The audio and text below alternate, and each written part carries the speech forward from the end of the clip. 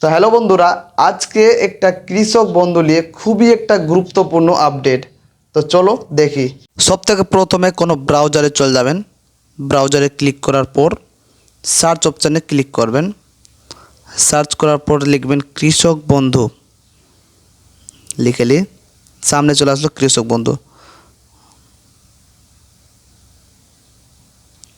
এই যে তার ওয়েবসাইট চলে আসলো কৃষক বন্ধু, এটাতে ক্লিক করবেন।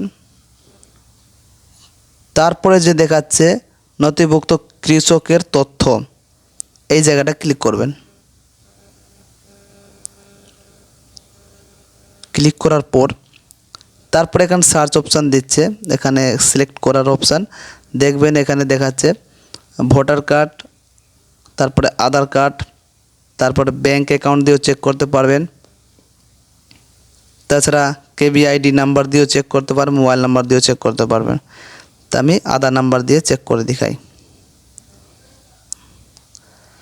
এখানে নিজের আধার কার্ড নাম্বার দিবেন। আমি অন্য কারোর দিয়ে একটা দেখাচ্ছি তোমাদেরকে। আধার কার্ড নাম্বার দিয়ে দিলাম।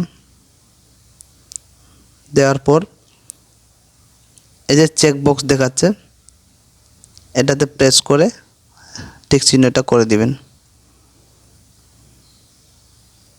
এই যে হয়ে গেছে, সার্চ অপশানে ক্লিক করবেন।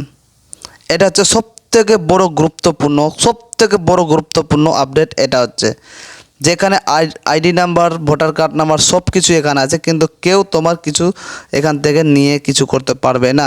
কারণ একটা নাম্বার পর এক্স দেওয়া আছে, তোমার কেউ কিছু করতে পারবে না। ঠিক আছে, কেউ কিছু করতে পারবে না। ভিডিওটা যদি ভালো লাগে তো অবশ্যই লাইক, কমেন্ট, শেয়ার সবাইকে একটু জানিয়ে দাও।